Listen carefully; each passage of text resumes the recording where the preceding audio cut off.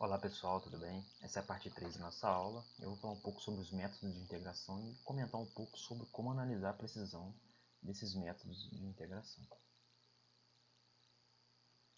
A bibliografia ela continua a mesma, vai ser baseada no Watson e no Chapra.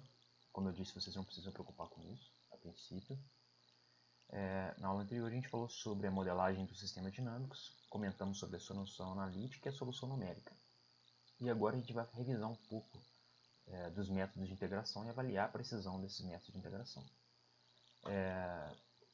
Revisando aqui um pouco, a gente vai ter um sistema de equações diferenciais, simbolizado ali pela letra F, onde a gente depende das variáveis de estado x e das variáveis de entrada u. E a gente vai ter uma condição inicial. O método de integração ele aproxima a solução, né? Não é uma solução exata, ela vai ter erro. A gente vai analisar um pouco da precisão desses erros. Como a gente falou anteriormente, o método de integração pode ser fixo, de passo fixo ou de passo variável, pode ter um único passo dentro de um passo de integração ou múltiplos passos, pode ser explícito, que é o caso que a solução só depende de um passo anterior, e no caso implícito, que a solução depende da variável de estado anterior e da variável de estado atual, sendo necessário resolver equações ali adicionais para achar a sua solução. A gente pode aproximar a derivação, a integração, geralmente a gente aproxima a integração, e as técnicas de discretização que a gente vai ver mais para frente. Os métodos que a gente vai analisar são o Euler direto, o Euler regressivo, o trapezoidal, o Simpson e o Ruge-Kutta. Os preditores e corretores a gente não vai analisar agora nesse momento.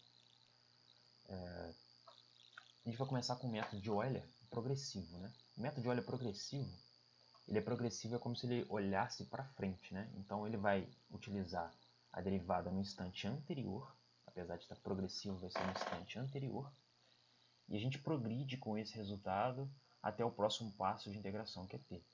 E a gente aproxima aquela área, né, a integral por essa área aqui. A gente erra um pouquinho aqui em cima, mas se o passo de integração for suficientemente pequeno, a gente consegue uma boa precisão ali relativa. Então a nossa área vai ser aproximada pela derivada, né, no instante anterior, vezes o passo de simulação. A gente percebe que esse é um método explícito, porque a derivada não depende das variáveis de estado atualmente, só depende da variável de estado no instante anterior, que é simbolizado por esse menos ΔT. E ele é de passo único e fixo. A gente escolhe um passo de integração e vai com ele até o final da simulação. A gente consegue perceber aqui que esse método ele vai depender do tamanho do passo. Né? A precisão dele vai depender do tamanho do passo.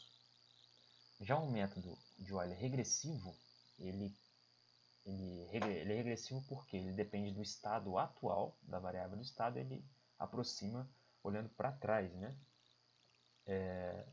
Por isso que a gente chama ele de Euler regressivo.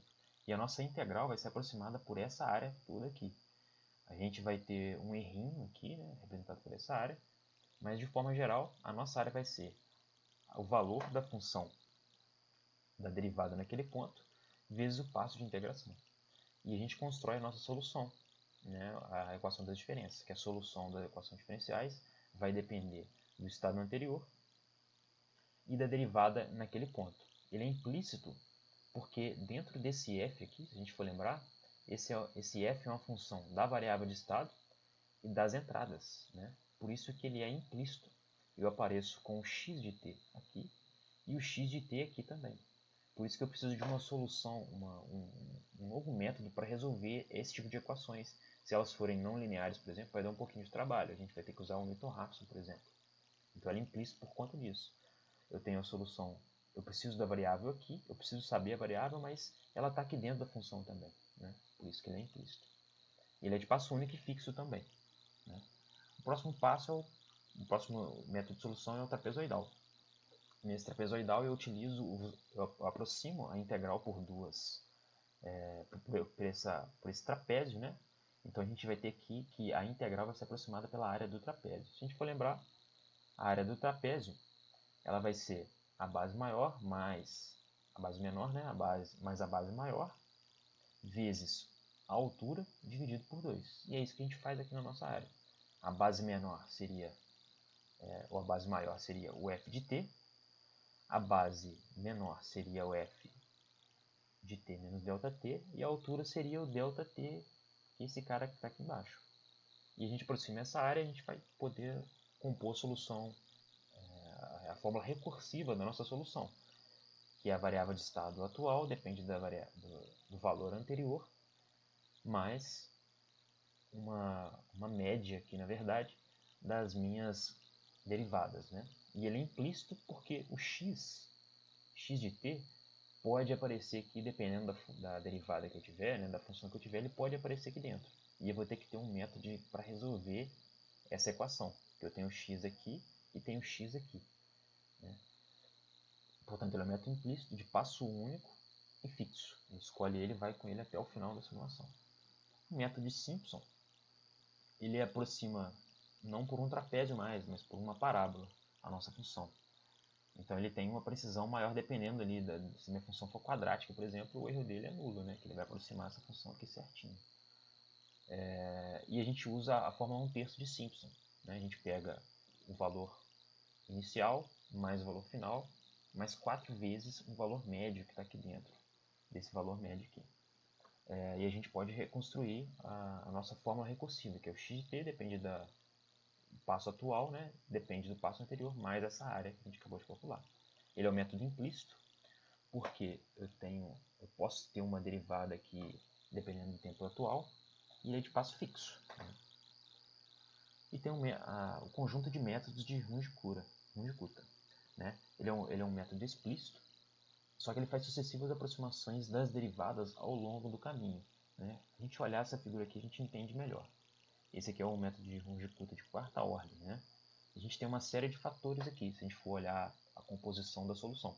Então, a solução atual depende da solução anterior, mais 1/6 desse fator K1, do fator K2, do K3 e do K4, por isso que ele é de quarta ordem. Né?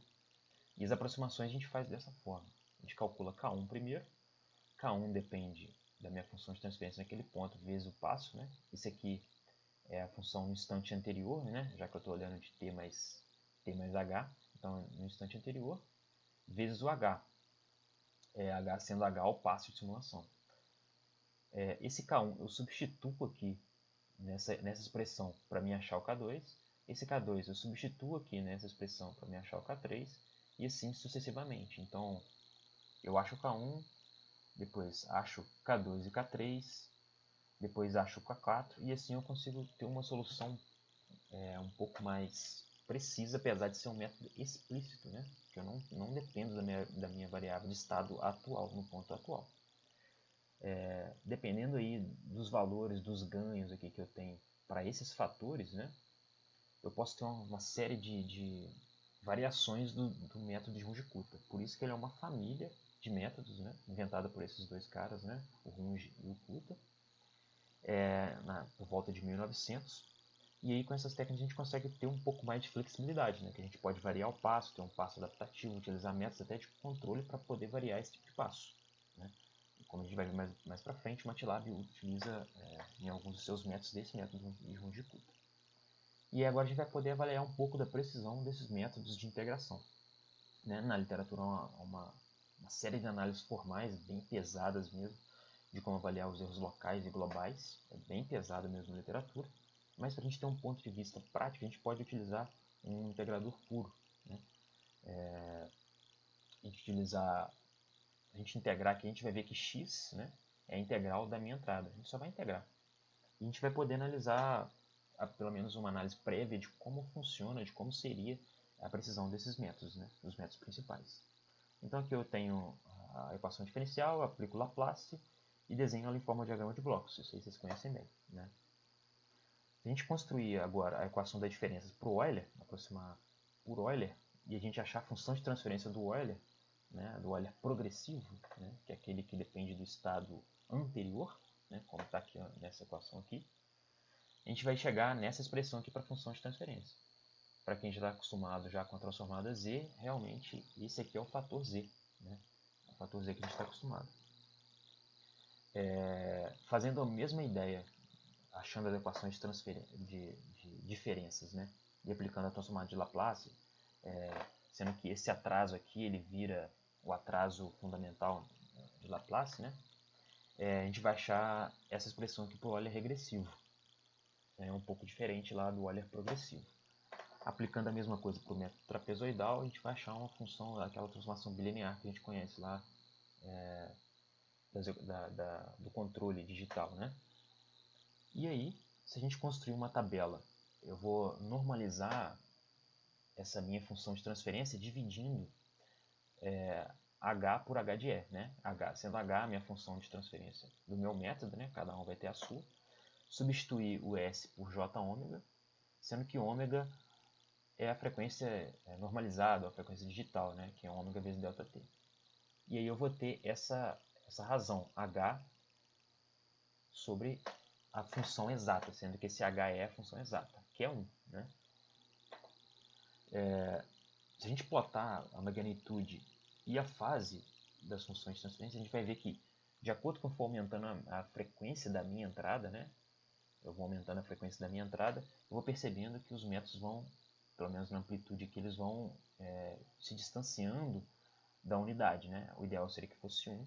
Quanto maior a frequência, mais discrepante vai ficando a diferença entre os métodos. Né? A gente tem aqui o trapezoidal vai diminuindo e o Euler progressivo e regressivo está um em cima do outro aqui, eles vão aumentando. Mas de forma geral, eles dois divergem do que eu queria, né? Que era o fator unitário.